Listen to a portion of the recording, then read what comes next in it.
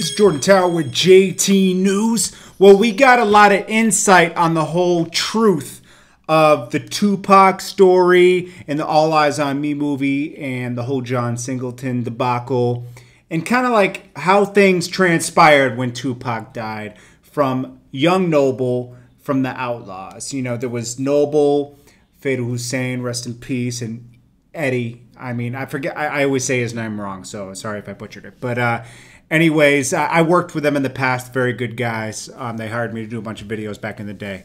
Now, Young Noble put out. He was fed up with a lot of rumors and misinformation out there, and he kind of like shed light on everything that was going on because this Tupac movie's been in the process for a long time. So he penned a letter, right?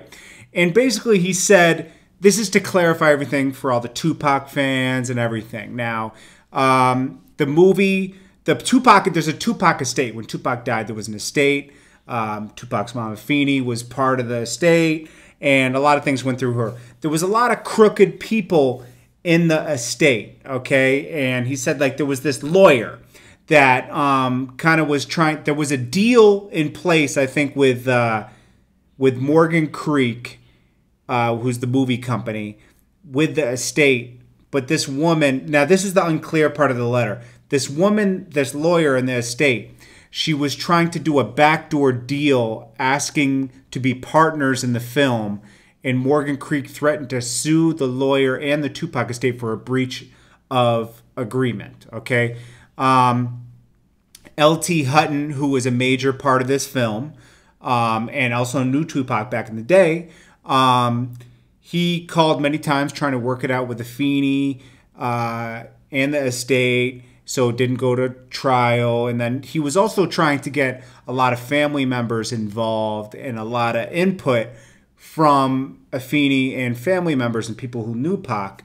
But the estate didn't always, the lawyers and everything over there didn't always communicate this to her. Sometimes they just didn't relay the message and everything. So there was a lot of confusion. She even felt that they didn't want her part of the film at one point. Now, he also talked about back when Pac died, this same, I think it was the same lawyer.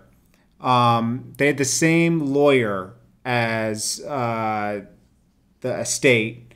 And this woman convinced them to sign a waiver saying that they can't sue her for being the lawyer and the lawyer to them, the Outlawz, and Afeni at the same time.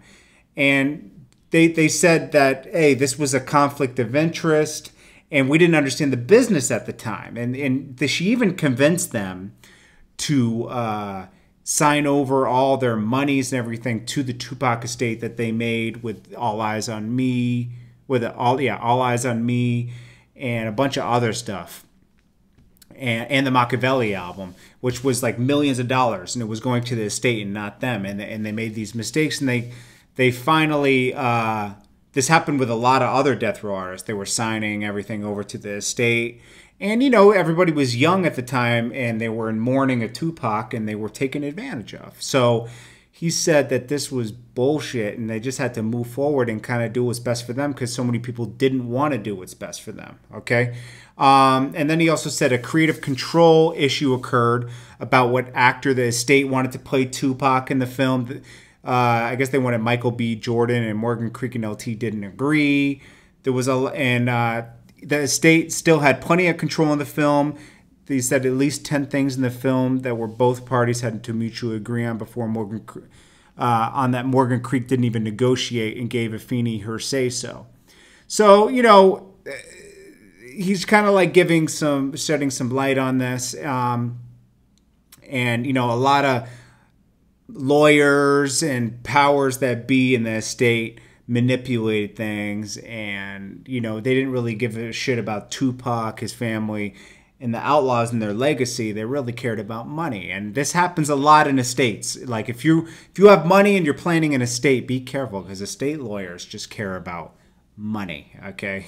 I've seen this firsthand, okay? They just care about what's best for them. And that's dangerous, because it's supposed to be what's in best for the trust and the brand But anyway, so then he also talked about, the same guy that's running the Tupac estate right now is the same guy who signed Tupac to Interscope Records back in the day. And this is the same guy in 95 when Tupac was in jail with a #1 platinum album, Me Against the World, out. This guy wouldn't bail out Tupac. And this is when Suge Knight came into the picture and helped out Tupac. And this Tupac estate blocked the Outlawz from performing at his induction in the Hall of Fame, April 7th, 2017. They didn't want the Outlawz to be there, perform.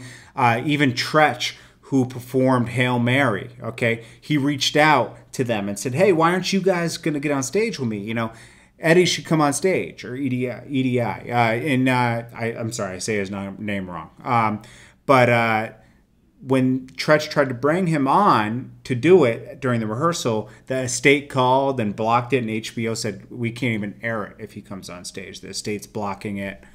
And then also he got to back to the movie business, where L.T. Hutton, they liked that L.T. Hutton was running the show over there at Morgan Creek because he was around during the death row days and Tupac, and he knew the legacy. And when they brought John Singleton on, they were happy too, because John Singleton had worked with Tupac.